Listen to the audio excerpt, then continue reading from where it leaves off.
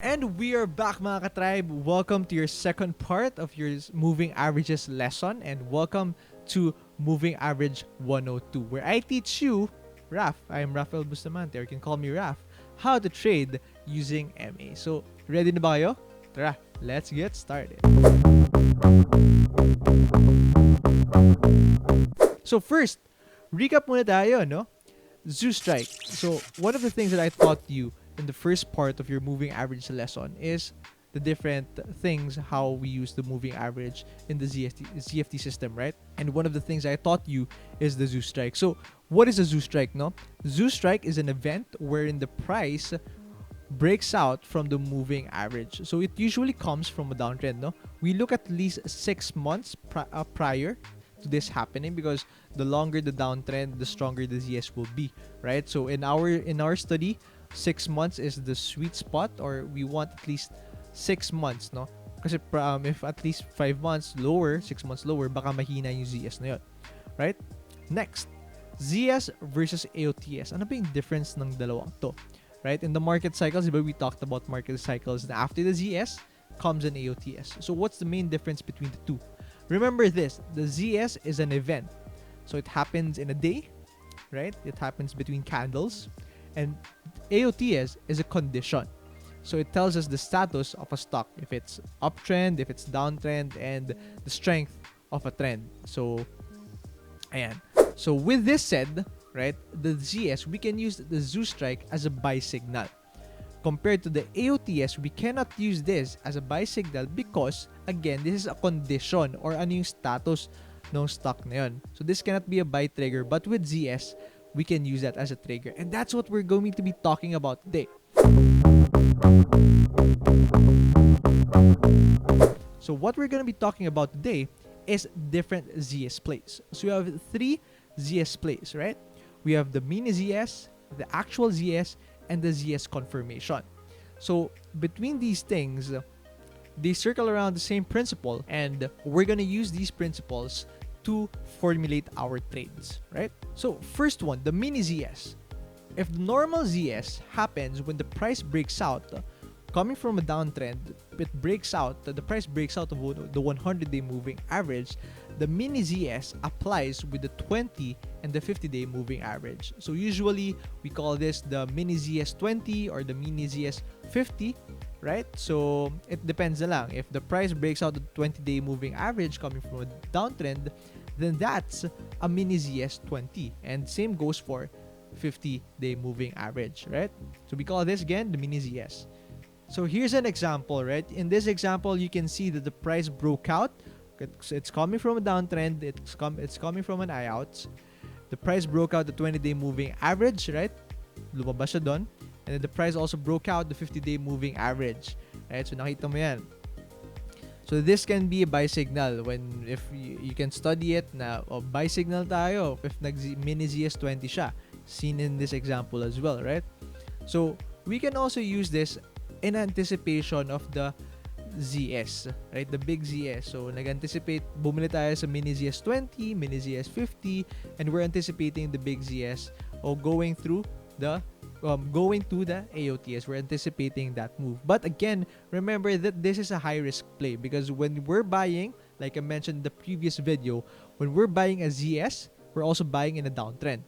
So, be careful lang. When you're buying in a mini ZS, expect that there will be stronger resistances. Because again, like I mentioned in the previous videos, when you're on a downtrend, these moving averages can be considered as resistances. Sometimes we can also use this as the moving averages as target price. For example, nag-mini ZS siya, and then nakita mo malayo pa yung 50-day moving average niya. So we can use the 50-day moving average as a target price or as a resistance to sell our position. So for example, you buy in the mini ZS 20 and then you sell before it goes to the mini ZS 50.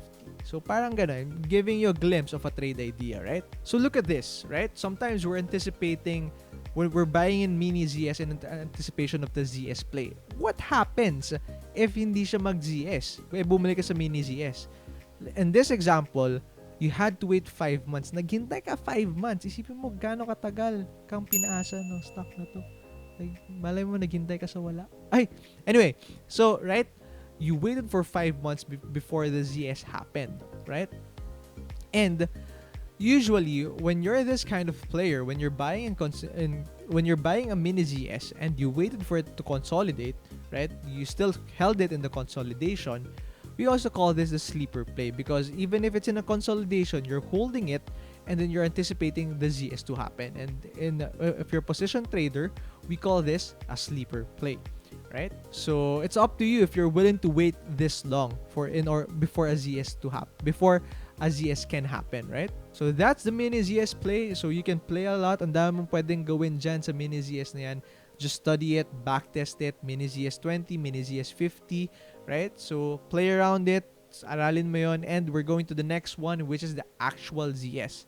So if the mini ZS is the 20-day, 50-day, ang actual ZS is the 100-day. Is in this play, we're buying if the price breaks out of the 100-day moving average or intraday, whether intraday or end of day, right? It depends on your trader profile. So yan, let me give you this example. If you can see this chart, yan, diba? Coming from a downtrend, IOUTS, and then nag-ZS siya, then tuloy-tuloy na siya umangat. Right? So if you bought in that ZS, you could have an opportunity to ride the trend and gain some profits. So here's a caveat or a warning, right? When you're technically buying in a ZS, you're buying in a downtrend. This means you're anticipating that the stock will reverse going to a AOTS. But sometimes, we don't know gaano katagal yung transition phase na to. So again, review tayo market cycles, right? We have the ZS, we have the Zoo Strike, going to AOTS, and then IZS, and then IOUTS. So, hiwalay muna natin yung IZS and IOUTS. Focus muna tayo sa ZS, going to the AOTS. So, sometimes, we don't know gaano kahaba tong transition na to. And in the ZFT system, we call this the limbo. Be careful lang na when you're buying in a ZS, make sure you have that in mind na baka mag-limbo to. And make sure you plan it out and you work around your trading plan. Alright? So you can backtest these two. So nakaturo na ako ng dalawa, mini ZS and ZS, actual ZS. So backtest ito and see how effective this system could be or this play could be in your trader profile. Next one is the ZS confirmation. So what is a ZS confirmation? Right? So na-mention ko kanina, may limbo tayo to ZS to outs, right? In the middle, baka magkaroon tayo ng limbo. If nag-ZS to outs na yan, and nag-confirm na yung outs mo, that's what we call a ZS confirmation. And when this happens, so kailan ba na ulit nangyayari yung AOTS? That happens when the 20-day is greater than the 50-day, and the 50-day is greater than the 100-day moving average. And when the outs condition happens, that's when we can trigger our buy signal. So look at this example. Let's say you missed the ZS. Let's say ayaw mo bumili ng ZS because ayaw mo matrap sa limbo eh. So sige, ayaw ko mag-ZS. So what I'm gonna do is I'm going to play the ZS confirmation. So that happens if the price, if the stock already forms the AOTS sa chart niya. So look at this example, diba? Doon ka bumili sa green candle na yon because nakita mo na, uy, nag-form na yung AOTS which is 20 days greater than the 50-day, the 50 days greater than 100-day. And nasa taas yung price sa mga moving averages na yun. So doon ka palang bibili sa AOTS or the ZS confirmation. Gets mo ba yun? Alright. So again, we have three, no?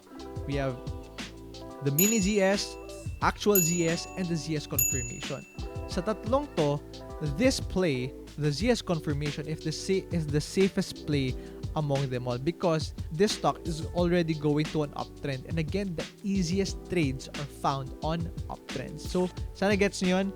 I have a question for you guys. Since all these things, all these plays are revolving around ZS, anong mangyayari if nag-fail yung ZS? Or in the first place, bakit ba nangyayari na nag-fail ang ZS?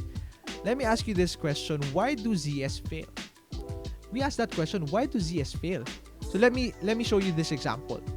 Etong chart na to, kita mo nag-ZS na siya sa daily. This is a daily chart, okay? Nag-ZS na siya sa daily chart. So bibilin ko na yan kasi sabi ko, okay, natutunan ko today. Ano to? Actual ZS play to, right? So binili ko siya.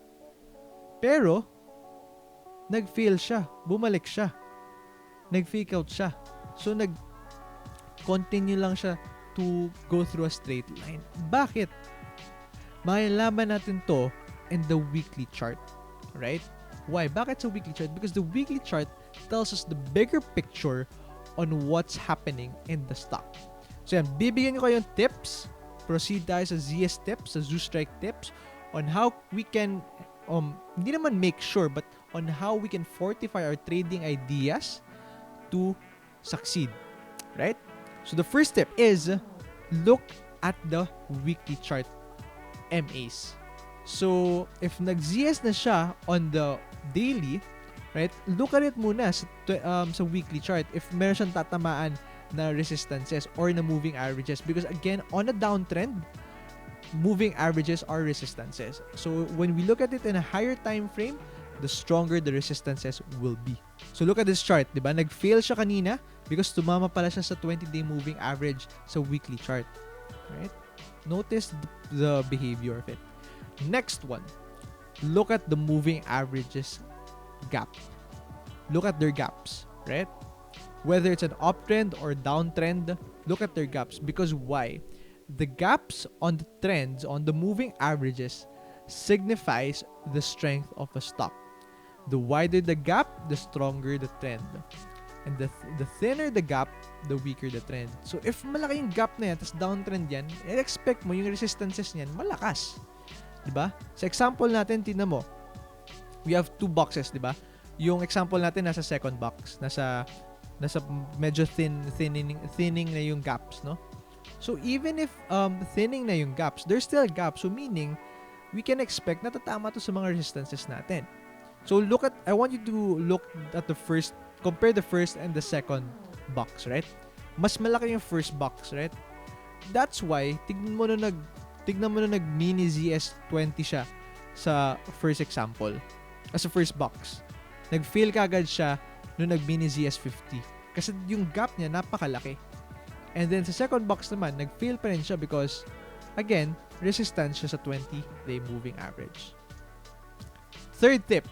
So in determining the overall trend of a stock, remember that the higher the time frame, the bigger the picture, and the more stronger the data will be, whether it's support or resistance. So monthly is greater than weekly and daily. So if nahirapan ka to make decisions on daily, you can check out the weekly. If nahirapan ka pa rin sa weekly, you can check out the monthly. Right? So it still depends on your system and how you backtested it. That's why it's really important to study these things. Hindi porket sinabi ko na, oy, may actual ZS play, may mini ZS play, may ZS confirmation play, titirahin yun lahat ng plays na yun. No. Study it first, and then it depends with your trader profile, if it fits yourself, and if you can take the risk, take the rewards, go for it. So I hope you learned a lot with this session, how to trade moving averages. And I'll see you in the next video. So if you have questions, pag-usapan natin. This is Raf signing out. Thank you guys.